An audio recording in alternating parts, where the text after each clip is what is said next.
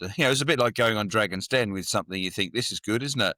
And then the Dragons, the experts, look at it, and in 2 seconds they've torn it to shreds, and they've gone, that's rubbish, on your way. And that's a little bit like what's happened. The biggest reflection is our bowlers. Yes, super talented.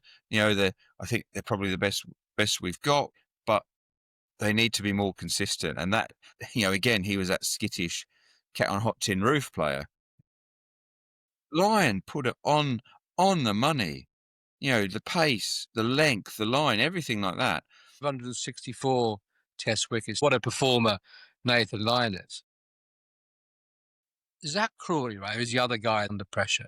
If we said, just play the way you play, right, and then Dom Sibley batted at 3, he has that protection of another opening bat. Jason Gillespie and Glenn McGrath, your old foes in your playing days, have a podcast with Damien Fleming called The Fast Bowling Cartel. And they were outraged, mate, by your suggestion. One of the Australian players into stump mic said that Snicko should be sacked. He didn't say the next bit, which is alongside a lot of the players in England management. I'm adding that bit by myself. Sorry for our error. You can have your review back. Well, that's cost massive momentum shift, and it's ridiculous. They go on about VAR in football, wasting time. It was a null and void because the ball didn't carry. He should have been able to look at that and go, ball hasn't carried, let's move on.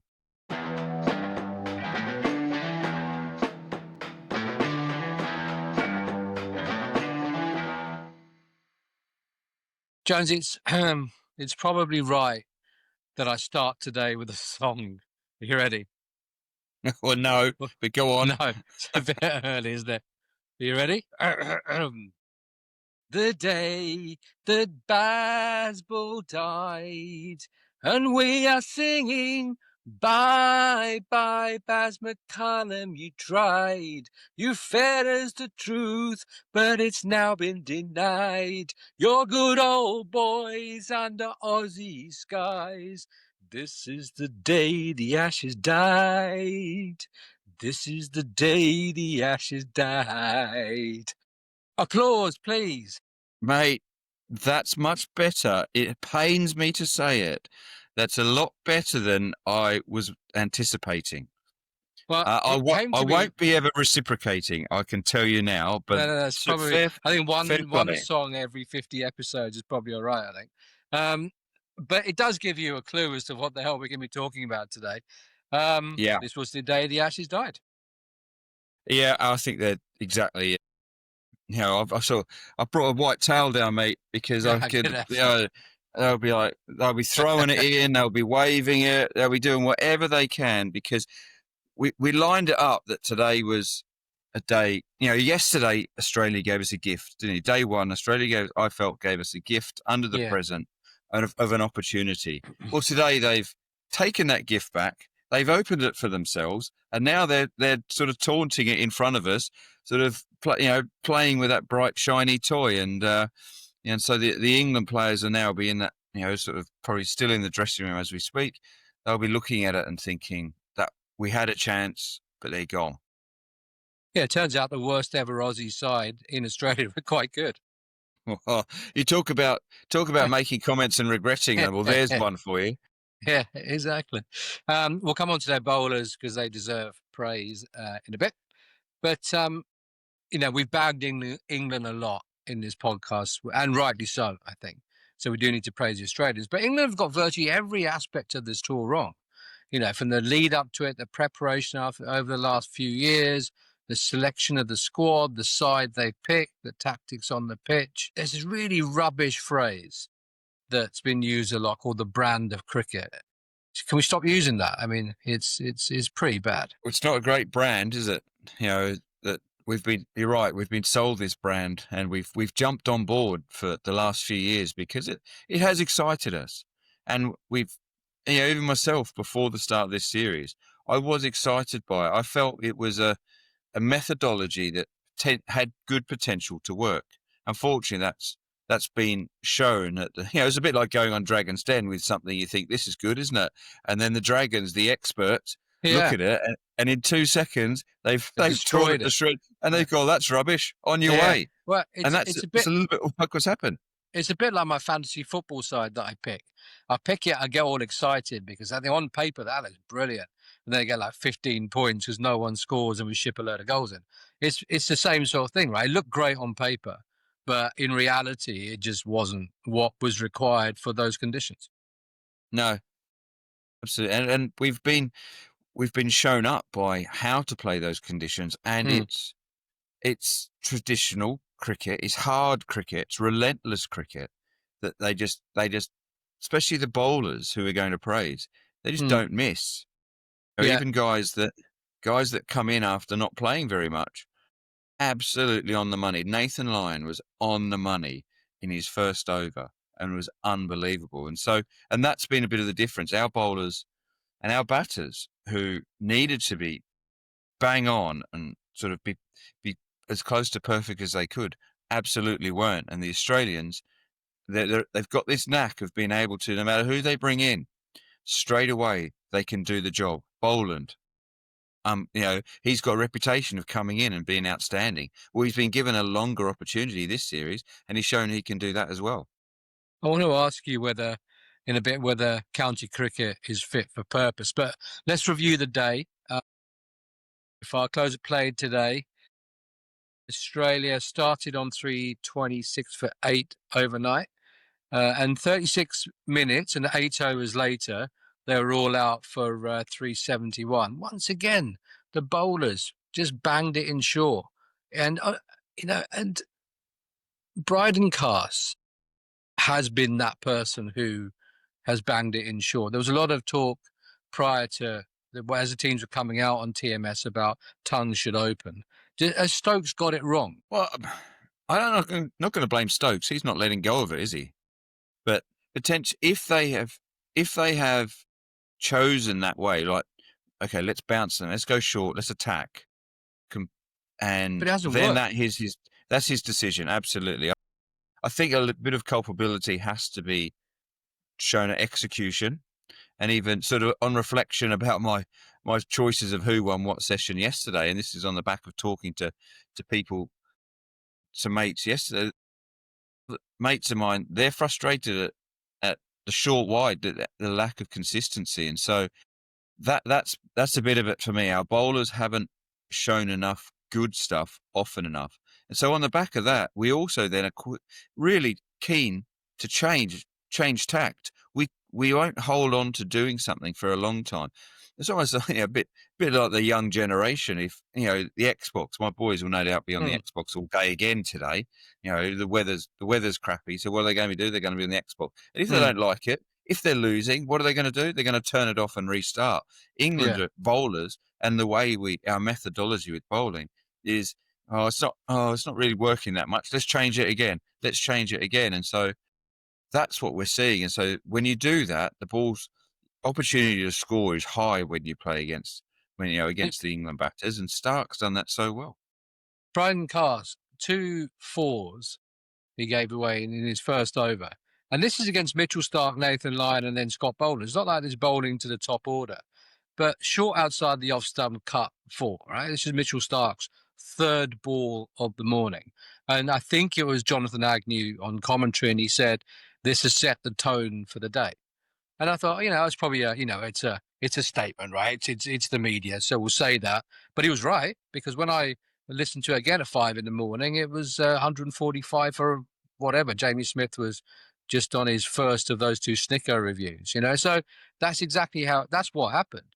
Set the tone for the day, and it followed the path that the other 2 tests have done. Yeah, and it is a massive thing. I know people think, oh, hang on a minute, it's 1 over. But if you go back in history, that first over impact, Michael Slater hitting for 4, Zach Crawley hitting for 4, wickets in the first, in this series. And so it does. And so when you're wanting your bowler just to come up, just give me a maiden or something. And then you short and wide, 4 runs. You can just, the heads drop. And here we go again. We're not on it. We've had all morning to prepare. You've had to come and just hit your mark first ball. And and then the third ball, we've given them // 4 runs. Mitchell Stark's away. Well, okay, nothing going on here. And then they're flying, and whereas we're straight away on the back foot. So it is important. It's 6 balls out of 6 hours, but it can really start you off positively or negatively. Well, Steve Harmison is your example of that, 05 and 06. Yeah, absolutely. And then that was to second slip, but then 05, the home, hit Justin Langer. Exactly. Yeah. Hit Langer, and so that sets a tone, and that's what as a player, when you walk out there when you see rugby players and footballers get it wrong, don't they? In the first few minutes, they go out there, they're over aggressive, they're wanting to make an impact because they know that, hang on a minute, we can set the tone here. And with cricket, it's one guy letting go of it against one other guy, and so it does make a difference because you would have talked about how you want to do it. And so it was just disappointing, and I think that's the biggest reflection and the look at for me for this series is our bowlers. Yes, super talented. I think they're probably the best we've got in terms of they are quick, but they need to be more consistent, and that's been highlighted hugely in this series. That the nature of the Australian method compared to ours, there's streets apart, and one method is working. And they're also all right arm over. There's no variation there. And when you don't have it, when you're not picking your first choice spinner, you basically got variations of speed and bounce, but you got 4 right arm quicks essentially. The England actually probably for the first time didn't actually get themselves out. They were got out, if you like, by a great bowling attack. Ollie Pope, I think, his days are done, I think, now, unfortunately. Jamie Smith, we'll talk about him when it comes to Snicko, because the one he got out to, I thought, was a poor shot at the time that he got out. But the Australian bowlers, without one of their main ones throughout the entire series in Hazelwood. But as you say, Scott Boland stepped up, has done a great job. Michael Neser, Brendan Dogger, they consistently find people who can bowl at the required levels, if you like, for Test cricket in Australian conditions. Yeah, and especially in Australian conditions. And that was the biggest takeaway again for me, is that today was a day where our batters, after everything that had been said after the Brisbane Test match, today was their opportunity to show we can play in a style of Test cricket that everyone's calling out for. And we need to get a big score. We need to get 500 plus. It's going to be tough, and and it showed we couldn't do it. But kudos must go to the Australian bowler, because there was some unbelievable balls that got our batters out. Okay, so Cummins to Crawley, that was a fantastic ball. That was, you've got to give credit to that. Nathan Lyon, when he came on, and this is what I talked about a bit earlier, their ability straight away to be on the money. Nathan Lyon this is his first foray into the series. His first over, 2 wickets, unbelievable. Yeah.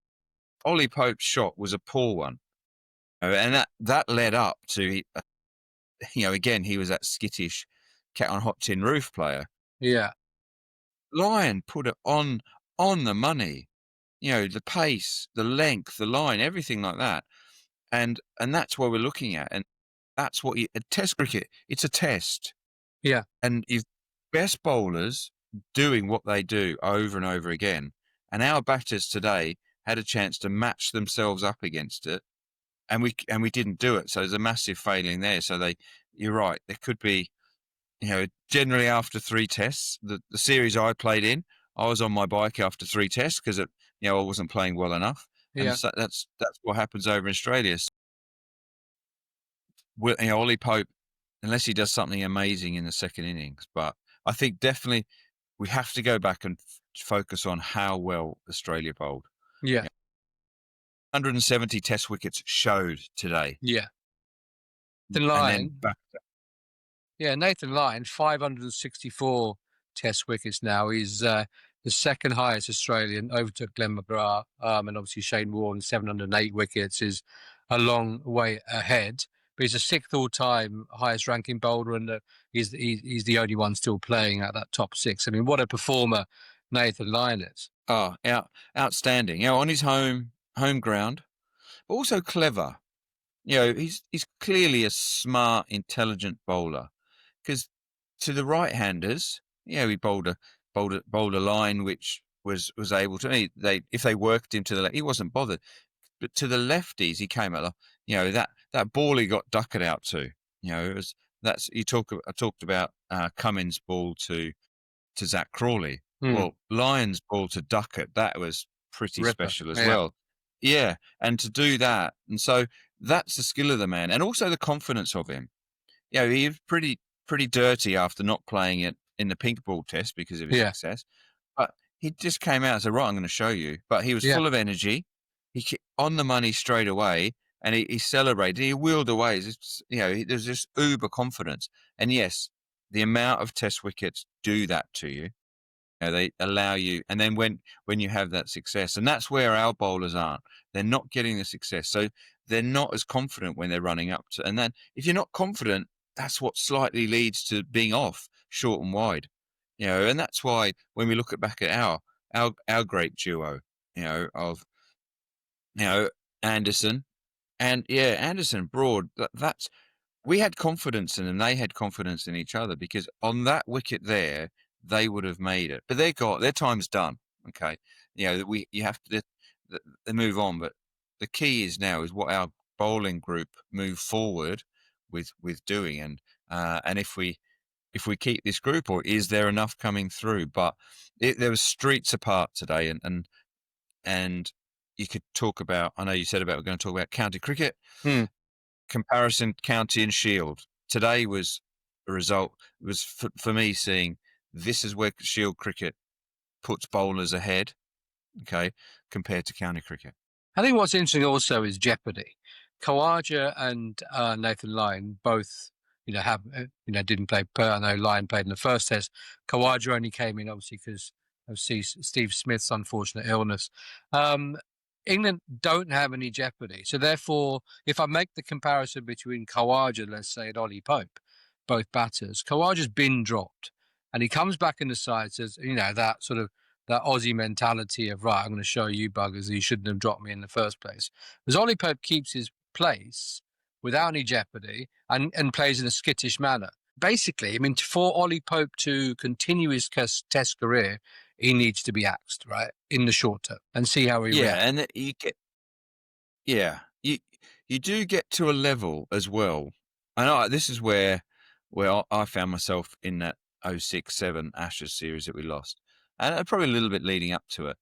That you do feel you are trying.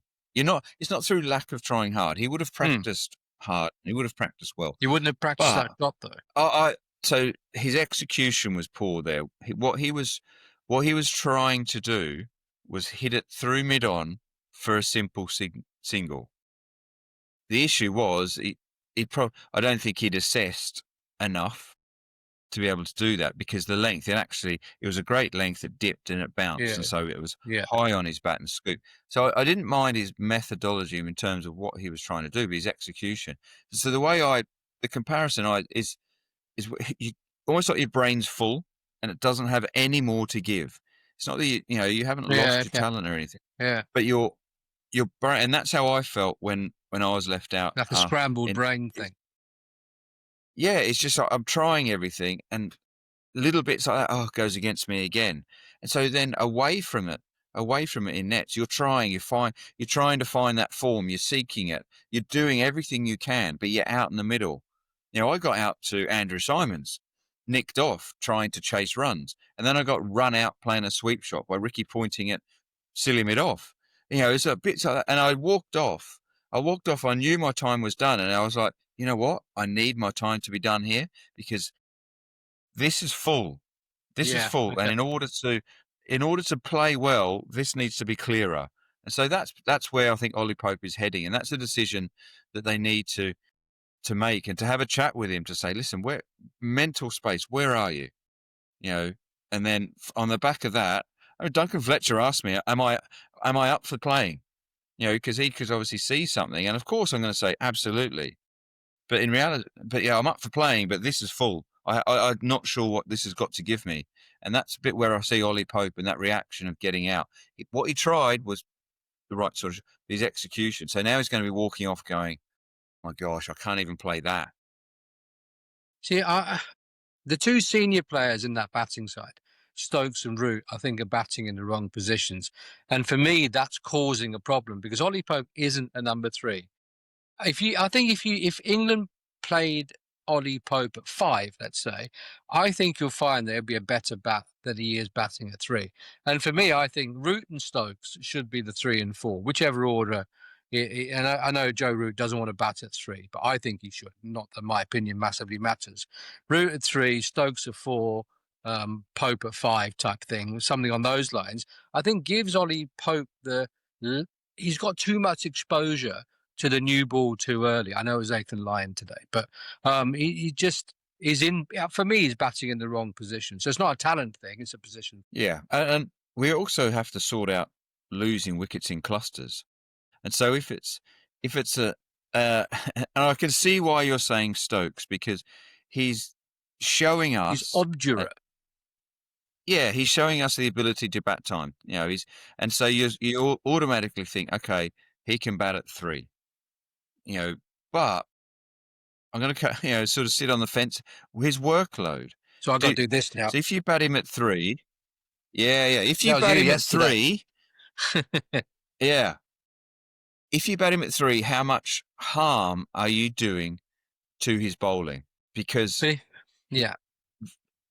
because that's the balance. That's the tricky, and it's the unknown balance until you But if you bat him at 3, sorry, mate. If you bat him at 3, you don't need jacks at 8. You can pick another bowler. I get it. Yeah, no, I do get it. But I just look at it and the number. I don't know. A little bit of me just says it's too high. 3's a tough place to bat. Which is why I think it should be Joe Root, by the way. He's our best technician, isn't he? And we've lost wickets. So I agree with that argument. That I agree more with Root going to 3 than Stokes. It was Michael Vaughan who said Stokes at 3. I think it's Root at 3. Stokes at 4, Pope at 5, etc. Find another batter at 6. So it's not a big shuffle, is it? And so I'll lean to. I'm not never going to fully agree with you, but no, you shouldn't. It's generally rubbish. I'll lean towards it, and it also comes out the nature is we don't know if there's another number 3 out there who can come in. There's talk of Bethel, but he's a massive unknown as well. He's not a number 3 either. I think the number 3 needs to be able to open the batting. Yeah. Listen, I like Jordan Cox. He's a banger as well, though, isn't he? No. Yes and no. I've watched him sort of bat with Essex. He bats up the top. He can play both. From what I've seen, everyone will look at him and go, "Oh, the T20 player," but he's scored big runs in red ball cricket for Essex, double hundreds. He generally scores them against Kent. Which is how you know. Yeah, but he has that ability to see off the new ball. Technically, very good. Okay? Yeah, he's good on the short ball. He's really good. And Jamie Smith has been a bit shown up on the short ball. But so that's someone who I would consider. As coming in to number 3, jet him in. If we're going to leave Pope out, and Bethel's a massive unknown. Yeah, let's jet someone in. I don't think there's anything to say you can't. No, there isn't. You can do that. See, for me, left field again, and this is going forward, by the way. I think Zach Crawley, right, who's the other guy that everyone talks about as under pressure. If we said to Zach Crawley, just play the way you play, right? Just get on with it, get us off to a good start, it'll come off or it doesn't. And then Dom Sibley batted at 3. He has that protection of another opening bat at 3. Dom Sibley's only 30, by the way. It's not like he's, in his late 30s. He's 30. Bat Sibley at 3. Zach Crawley's got the protection of another opening bat 3. So he can get on with it. If it comes off, he comes off. If it doesn't, it doesn't. But there's security there. See, and I don't think they'll go that way because I think Dom Sibley will replace Zach Crawley personally. But I think for me that works. Now bring Dom Sibley in to bat 3 in Melbourne. Come on, the Dom Sibley. Where's he play? Has he got any cricket under his belt? The reason I say Jordan Cox is he's off playing ILT 20, and he was out there, so that's why that's my backup to that. I don't know where Dom Sibley is or what he's doing. Was it?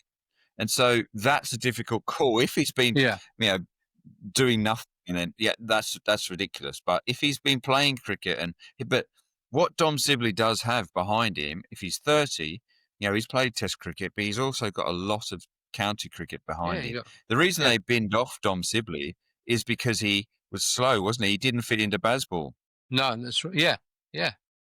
And he's technically, but now he's technically a bit. He's a different. He got 1,200 runs in county Div 1 last year, and you say it's ridiculous if he's not playing, but county cricket finished at the end of September, and keeping with the ridiculous and not playing theme, Pat Cummins hasn't played since July, and he's come back in and taken 3 for 51 or whatever it was. And Jason Gillespie and Glenn McGrath, your old foes in your playing days, have a podcast with Damien Fleming called The Fast Bowling Cartel. And they were outraged, mate, by your suggestion on Cummins walking straight back in.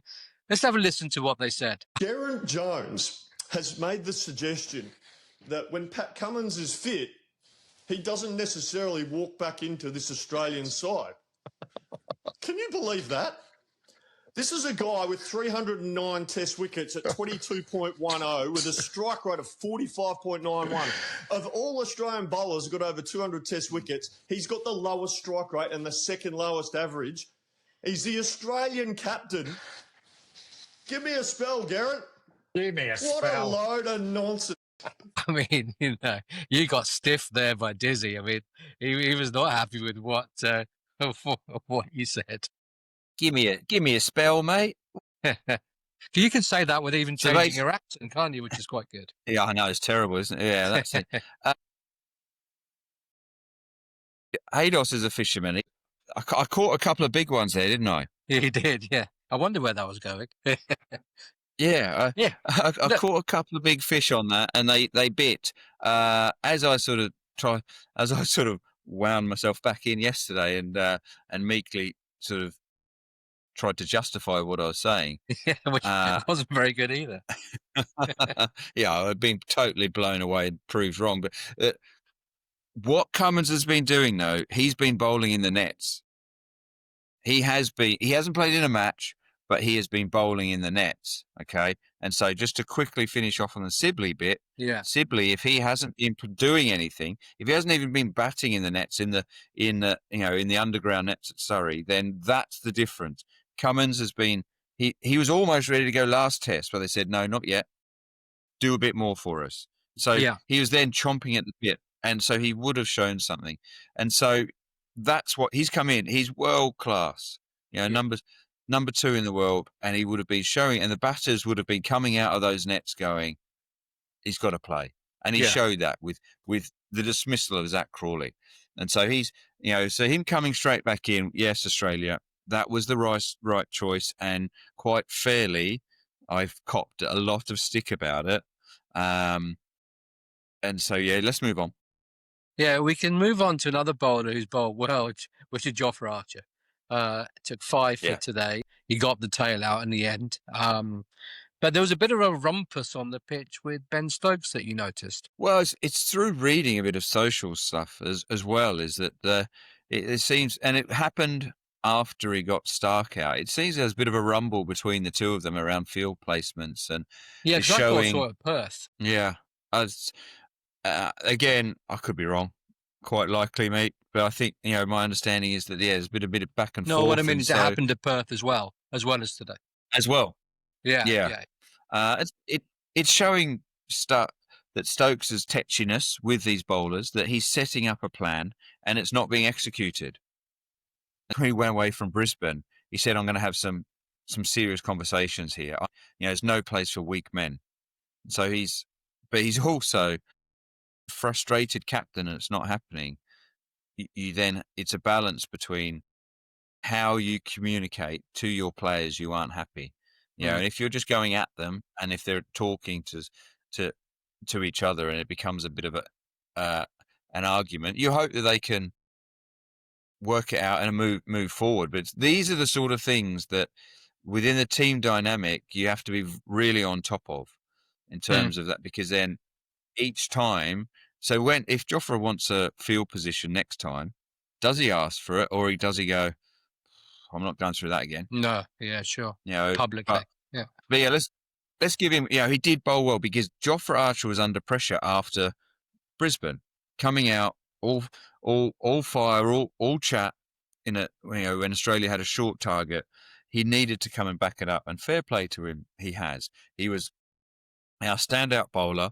He held the line. He was consistent. He had good pace, and he showed why we've stuck with him over these last 3 years when he's hardly played. It wasn't X factor stuff. It was just he was relentless, top quality bowling, and we know that he's got extra gear. If we want to go to some short stuff and have that pace, it's in there. But today was a really mature way of bowling that he showed, and it got England great results. Just a shame he wasn't backed up by other bowlers. Remember, if you want to hear more from Geraint and myself, mainly Geraint, less myself, or you might want to hear me sing again, then, which is a highly unlikely, then remember to subscribe to at Sanjay Murthy Cricket on YouTube and Close of Play on Spotify and Apple Podcasts. Jonesy, true or false? You ready?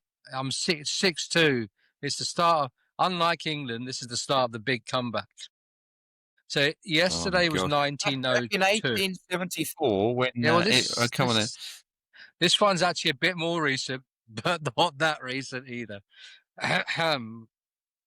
On day 2 of the third Ashes test of the 1948 series, which was at Old Trafford, Australia's Sid Barnes was fielding at short leg. He was just 5 yards from the bat, right? No helmet, no nothing, right? Was struck under the ribs by a full-blooded pull shot from Jim Pollard and was carried off the field by 4 policemen. It was later in hospital found to have had no broken bones. Is that true or false? That's ridiculous. How am I? That's just complete. What? Who? Oh my God. How? You just what? Listen, my cricket history isn't brilliant anyway, as it was shown up with the compo question, and that's got nothing to do. Oh my God! So righto. Well, who is the? So Sid right, okay. Barnes. This is yeah. He was for short leg. Who was the bowler? Jim Pollard. Is this sort of Jim Pollard? What did Jim Pollard bowl? I don't know. I'm assuming it's going to be, they all bowled, apart from 1 or 2, bowled either spin or military medium like you do. So I'm guessing it was military medium. Because he was at short 5 leg. yards from. Yeah. He's not very far away. Oh, so I'm guessing he's a medium or a spinner. Pull shot under the ribs. Yeah, 4 policemen. So I'm thinking, is it 4 policemen or was it only 3? Did he break? Or did any of it happen for that? Go with that. Don't break it down. Basically, did any of it happen? Oh, see, I just guessed now. I'm getting so annoyed because I'm guessing wrong. False. Yes, 6-3. Come on, the Sanjay. It's entirely true. Entirely true. You'll be pleased, though, tomorrow I've got a wicket-keeping one for you. I'm prepared. I wonder what that towel was for. Man, that's ridiculous. Style point. There you go. Right, listen. Cop that. It's our new feature that I've made up this morning whilst I was making up the song about Baz McCullum. Right, and so cop that. We're going to try and do that every day if something has happened that's reasonably controversial. And today's all about Snicko. Come on, focus. You're done now. 6-3. I'm on a roll. And tomorrow you've got half a chance. I'm gone. Tomorrow you got half a chance. Right, I'm going to read you what the so Snicko, obviously Zach Crawley first test, Alex Carey yesterday. Today it's had a shocker as well. One of the Australian players into stump mic said that Snicko should be sacked. He didn't say the next bit, which is alongside a lot of the players in England management. I'm adding that bit. by myself. But what the statement from BBG Sports, who makes Snicko, was that given that Alex Carey admitted he had hit the ball in question, the only conclusion that can be drawn from this is that the Snicko operator at the time must have selected the incorrect stump mic for audio processing, right? Blah, blah, blah. In light of this, BBG Sports takes full responsibility for the error. Today, Jamie Smith, the first one, a Khawaja caught a second slip, hit him on the gloves. You know, and Khawaja took the catch, I think, or might have been grounded, I don't know. But Snicko said it hit him on the lid. And it's like, you know, and it was just mass shaking of heads. And notwithstanding the shot that Jamie Smith played to actually get out, he actually reviewed it because he thought he didn't hit it. And then the spike is absolutely nowhere near the bat. I mean, you know, we go back to, we talked about this yesterday. Should there just be one technology across all of the formats of cricket? Yeah, the best one. And Snicko is proving to be utter beep, isn't it? It is. It's. Do you want to fill that gap in for you? And that's the. Yeah, nah. The players now are calling it farcical, aren't they? Because and that's the problem, players also. Yeah, other comments were like, lads, this review anything. Who knows? You know, and with that, yesterday's one, and sorry for our error. You can have your review back. Well, that's cost a massive momentum shift, and it's ridiculous. And so with Carey's one, he was, to be fair to him, he was brutally honest, wasn't it? He was very honest in that. He could have come out and said, "Oh, I don't know, mate. Maybe I didn't really feel anything." It's just, but yeah, exactly. And then so you look at that, and then is also you talked about the first Smith one. That was just farcical, wasn't it? You know, you saw the glove clearly hit his glove, and the whole point, the time wasted. They'd go on about VAR in football, wasting time. Yeah. It was a null and void because the ball didn't carry. That should have been the thing. The third umpire, and should have been like, you know, I think it's Gaffney, isn't it? Who's I remember him when I was playing for Papua New Guinea, and he's and he was a good umpire then. But you know, it's just the process they've got to follow. He should have been able to look at that and go, ball hasn't carried. Let's move on. Yeah. But they dilly dallied over it, and they're making themselves look particularly foolish. So that company, you know, they won't get renewed, will they? The company that they're using, was it BG, whatever? Yeah, BBG Sports. Yeah, and England's response to that is to call for a meeting with the ICC. I mean, I'd be calling for a meeting with a new batting coach personally, but you know, it's like, but that's your only option, though, isn't it? The ICC, the grand rulers. It's a deflection, though, isn't it? Really,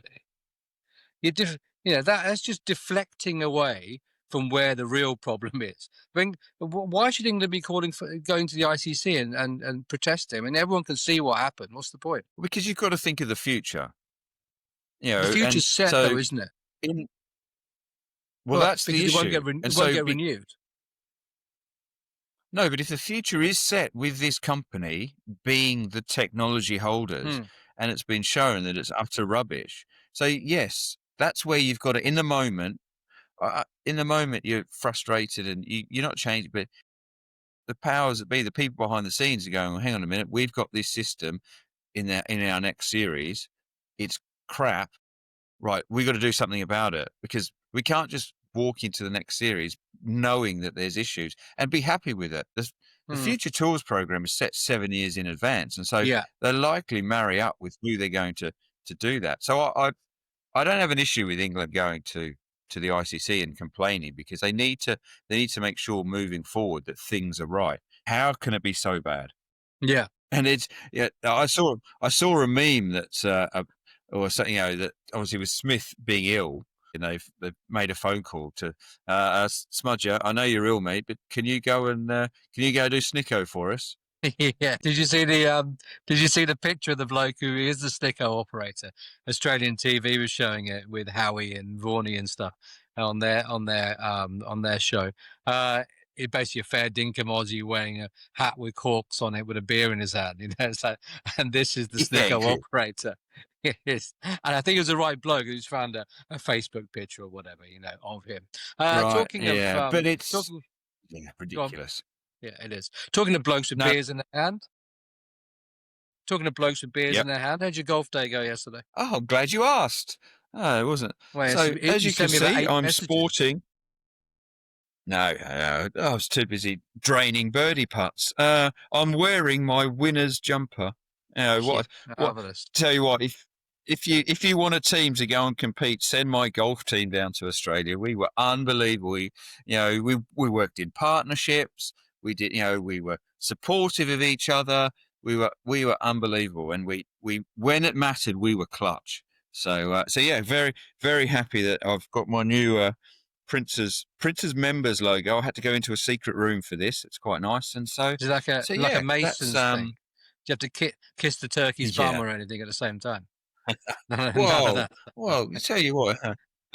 But if you want serial winners, my golf team from yesterday, we're serial winners. We've got a tradition in the Prince's Christmas Invitational of walking away with, I would say, silverware, but it's more cashmere wear. Jumper cashmere wear, yeah.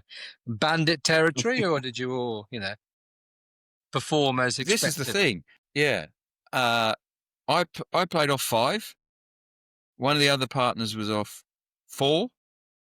Another one was off 6, and then James Hockley, my taxi driver from yesterday, he was off +2. So you can't, they're good handicaps. Yeah, oh yeah. And we absolutely stormed. Yeah, no, well, let's not go down the James Hockley route again. Right, yesterday on the Who Won What Session thing, you were 2 on England. I was sitting on the fence. You weren't happy about that. I don't think we need to go through the session by session scores because there's only one winner. Yeah, absolutely. And they're working their way towards winning the Test match, aren't they? Yeah, at a time where both teams went into that day and had to stand up for whatever reason. Australia to show we're not going to we're going to win this, and Australia and England to say right we're going to get back into the series and go to Melbourne 2-1, and then obviously Australia under the captaincy of Pat Cummins walked away with everything on that day. So what's going to be interesting for us, I think, is England are going to go to Melbourne 3 down, and we've got to find some positivity in the whole thing. Hopefully, England will help us with a few changes, but the only thing we can do now is hope that Glenn McGrath is not right. Well, I haven't finished here yet, Sanj. Come on. Oh yeah, sorry. I know I know the writing's on. Yeah. I know the writing's on the wall, but like I've said a bit, still got to have hope in this team. We're not happy with them at the moment. They've done something yet again to disappoint us, and we've put them on the naughty step. But we're still going to wake up tomorrow morning. Still going to watch a bit of it tonight. Still going to wake up tomorrow morning plus saying, okay, please show me that that you've learnt the error of your ways and you're going to improve. So but it's going to be tough because the lead they've got already, is substantial. They've got, they're into our tail, so they can mop that up pretty quick. And then they've got a flat wicket to bat tomorrow. So they're going to be looking to set up England 400 to 500. The one element of thinking there'll be is how long do we need to bowl England out? Because this wicket is pretty benign. Yes, we did well with our bowlers, but they've got Nathan Lyon to come in. But it'll be that factor. How long do we need? Stokes has shown that if you stick in, that you can play. They've got Joe Root, who's got that ability as well. And so that's the only consideration Australia have got now. They won't get too far ahead, but they'll definitely think if we bat half decent, we're going to have a lead of 300 plus. Well, let's push that over 400. It's the time factor. And the hope I have is that our batters get stuck in and, draws the best. We're not going to win it. No chance. But we have to try and fight for a draw, which ultimately means that Ashes are retained by Australia. But from this position now, we have to get a draw. Yeah. And county cricket, actually is set up for that sort of thought process. You know, the 4 days, very different to Shield cricket, I think. You know, and a lot of these, we talked about this yesterday with Compo thing, a lot of these players haven't come through the 4-day county system. So the final question as we close out really is county cricket fit for purpose? It provides a service. Yeah. And I think that, okay, so top Division 1 cricket, yeah, is good. Okay. Our issues is the wickets we play on. And then we've dabbled with that. We've brought in the Kookaburra ball, and it's just been a farce. You know, the amount trying to get them ready. Is it that? So it's gone too far one way. Our issue with county cricket is we can't get a happy medium with it.